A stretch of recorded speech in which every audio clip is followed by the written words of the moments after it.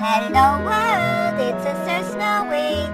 Sir Snowy's Mother's Day special is dedicated to all the moms, grandmoms, stepmoms, and moms-in-law around the world. We've got got surprises in store, so let's get going. Special effects, take it away.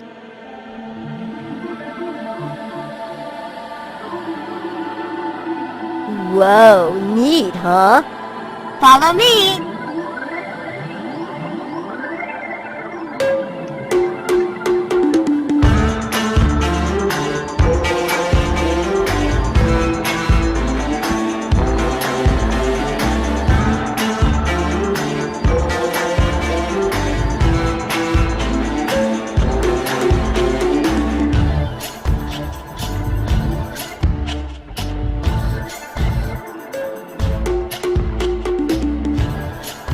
We've taken a trip via a parallel interdimensional portal and gone back in time to ancient Egypt, land of mystery, where pharaohs aspired to gods and vice versa.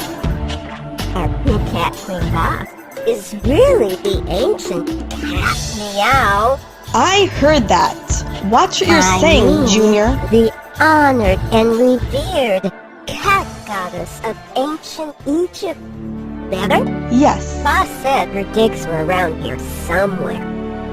And I should have a little confab with the Sphinx to get direction. So, let's walk and talk. You know, moms come in all shapes and sizes. And wow! Look at this mummy's temple! Dedicated to all those moms not from the same bloodlines, or even the same species. This is very cool. You know what makes all these moms special? They're our moms, who love us unconditionally, no matter what. Gosh, this goes on for miles and miles. Gotta check it out later.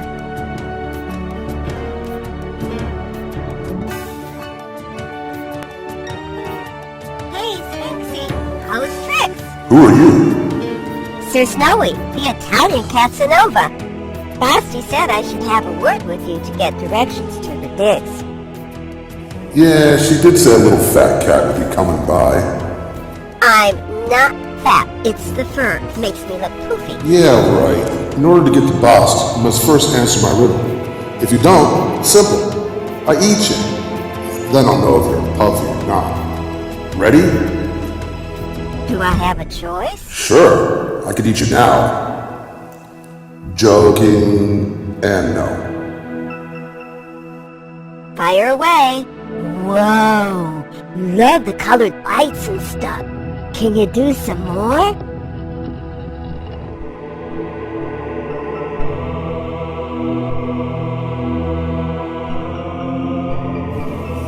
Who walks on 4 legs most of the time?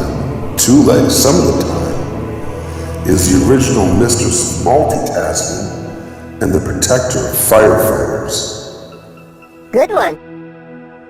Let me think. How many chances? 1. Thought so. 4 legs. 2 legs. Tricky. Hint? No. I know. Well. Bast, cat goddess of Egypt. Drat. You're right. Pass through, Puffy. The path is long, Sir Snowy. You pass through many living pyramids before you get to Queen Bast. You'll know when you're there. Thanks, Sphinxy. Goofy, huh? But smart. I wonder how Sphinx does all the special effects without a computer. Living pyramids. Oh well, only the brave.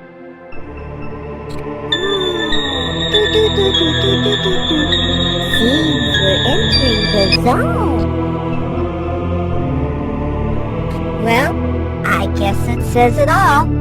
we're in for a mummy adventure. Listen, do you hear something? Take my heart, my child. It's yours. I gave it to you a long time ago, the day you first smiled at me. Wrap it around you when the world gets unkind. And remember this, you are loved. We're meant of mother's love. Deep, man. Gotta keep going, boss to tears. Now this sounds familiar. Eat your spinach. Do your homework. I said don't talk to strangers. Keep grounded for life. Bundle up, it's cold outside. Brush your hair. Don't sit so close to the TV. Brush your teeth. Clean your room. Switch off the lights. Don't get too close to the edge. Sometimes as kids, we don't always appreciate what moms say or do for us as we're growing up. That is until we're adults. Then we realize it was for our own good, showing us good from bad, right from wrong, teaching values, and to make good judgment calls. And it was always done with love. Now these sweet sounds are music to my ears. How about you? Let Mama kiss your boo-boo and make it all better. Don't be afraid. Mom's got you. Let me help you up. It's just a little fall. Mama's with you. You'll be better, Susan. No monsters under the bed now. Mom got them all. Once upon a time.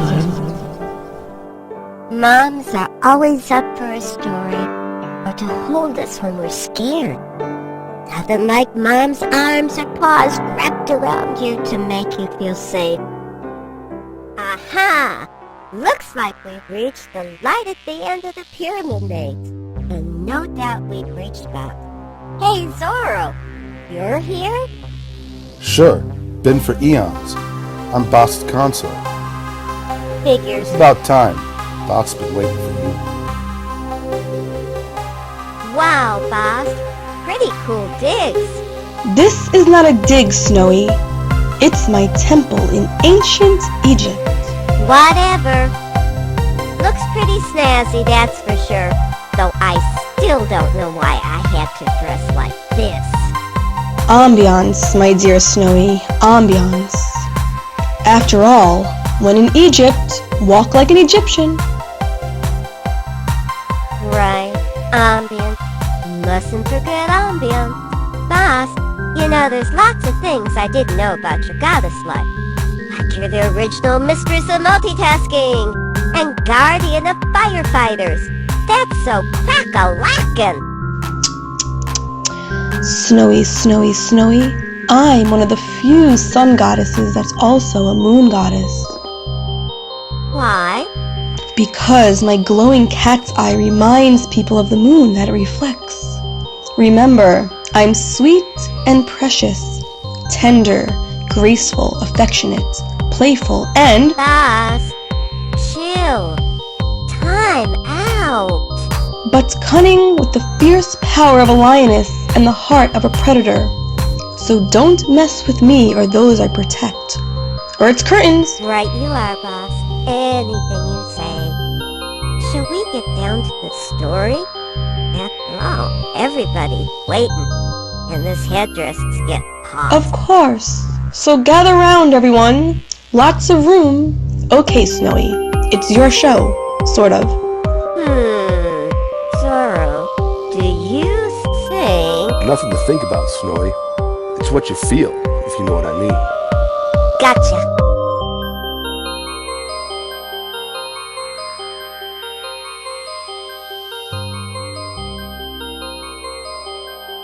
This is an Egyptian cat tail. Got it? Cat tail. Okay, from the top. This is an Egyptian cat tale called The Little Cat Who Would Become a Goddess. Okay? Ready?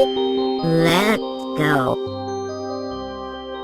Once there was a little cat, slim, with big shiny almond eyes and beautiful fur.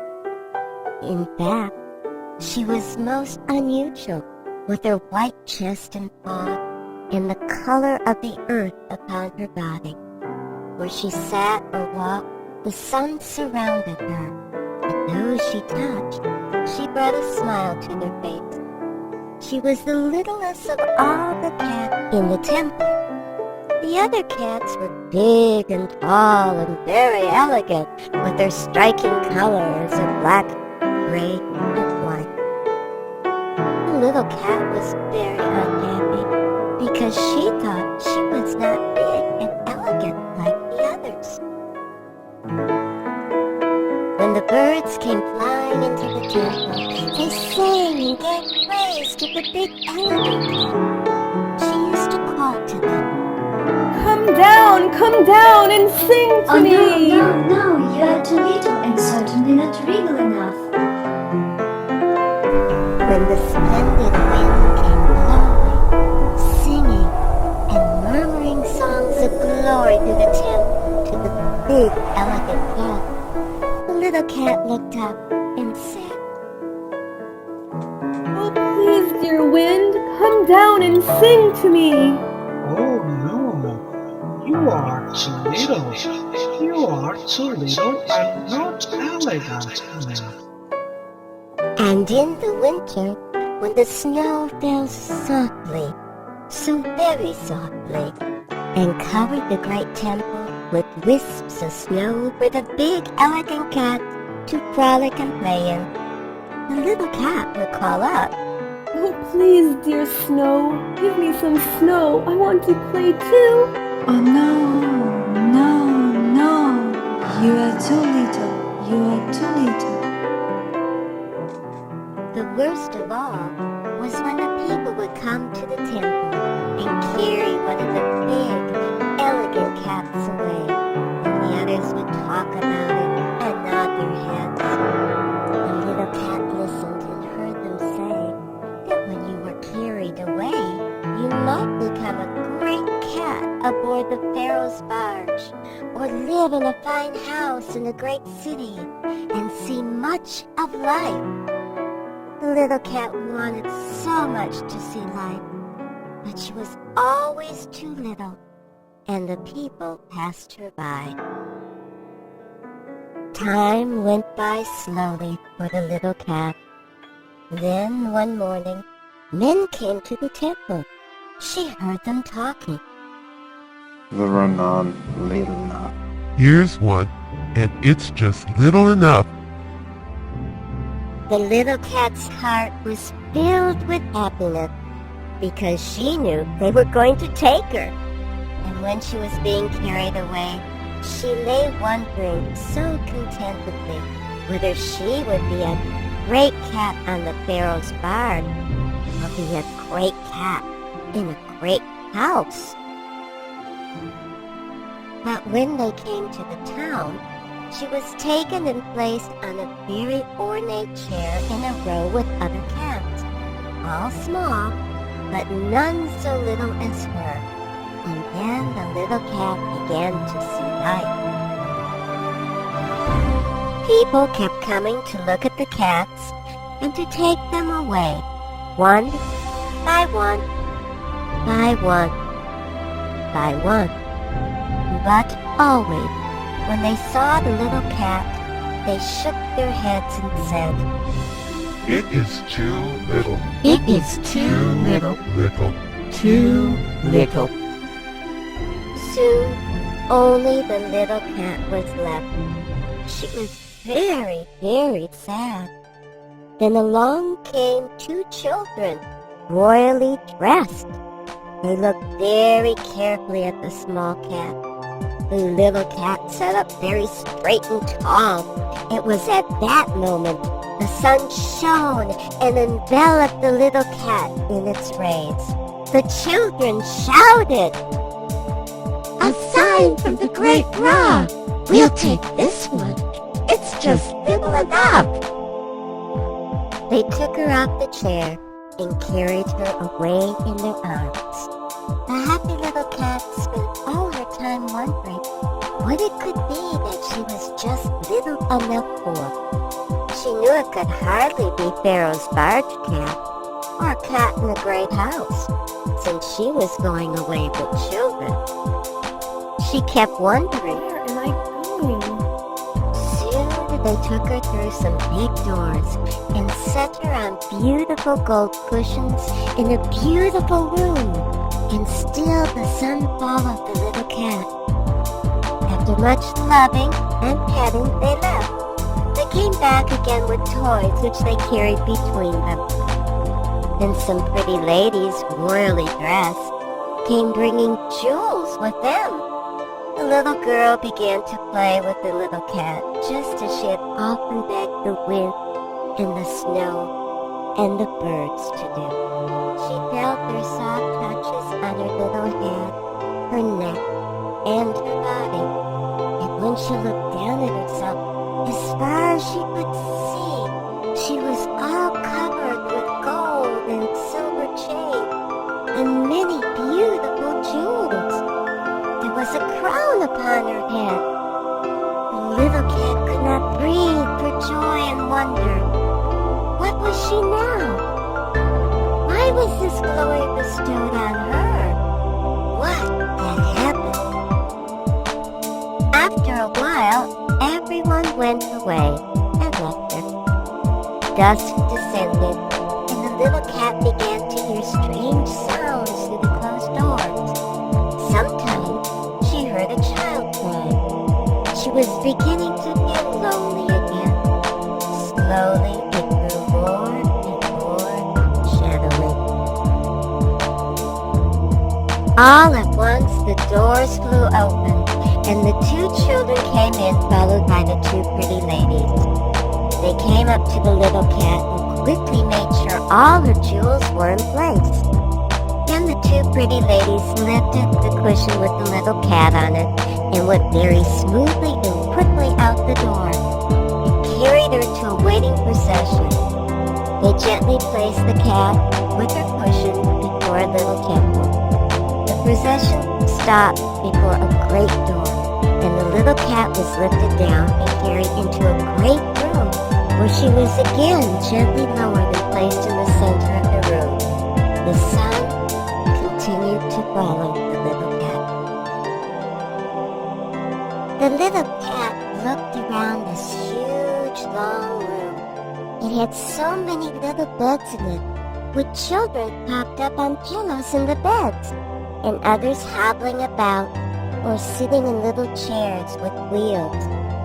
She wondered why all the little children looked so pale and tired. She did not know that she was in a hospital. But before she could wonder any more, her breath was quite taken away by the shouts those little children gave. Oh, how pretty! How beautiful! Oh, isn't she lovely? She knew they must mean her, for all their shining eyes were looking straight at her. She sat as straight as a mouse and quivered with joy.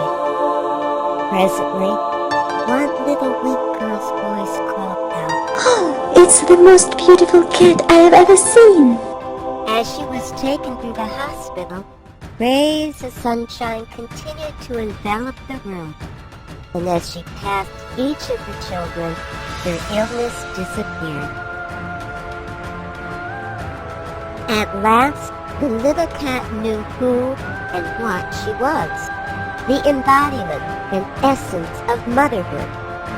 Loving, gentle, nurturing, yet at the same time a fierce protector and guardian of her children and family. She was a protector of children, protection against illness. From her crowned head and shiny jewels to her tiny little feet, she was glad through and through, because she was just little enough to be the nicest and kindest cat in the world. She was given the royal name of Bast, Cat Goddess of Egypt. The Eye of Ra the light bearer, protector and friend of children, women, and cats, bringer of health, protector of the household, knowledge through which death cannot approach too closely, lady of the ointments. Moral of the story, size or species doesn't count. It's the heart, kindness, caring, and courage that makes a difference and makes you a mom. Bob, that was a great story, but I do get the feeling it was about you. Well, of course, silly. Who else would I talk about? Boss, I'd love to stay for a while, but gotta fly. Where are you going, Snowy? Can I come? Why don't you stay and show all our guests around and wish them a special Boss Mother's Day greeting. See you back home later. Now that's a great idea. I can tell them. Yeah, Boston. Work it out. While I Doro? Right behind you, man. Take it away, boss. Later, alligator. Now that we're alone, I really want to tell you how much I like the way Earth has progressed. Though I don't see many statues to me around. Well, that will be fixed in no time. Have to get up with Princess Corrigan and Princess Bella Ailu. What else? Oh, yes. So moms, you've got me, Bast, cat goddess of ancient Egypt, as a friend and confidant who'll always be there to call on. And remember, to the world, you are a mother. But to your kids, you are the world. Happy Mother's Day!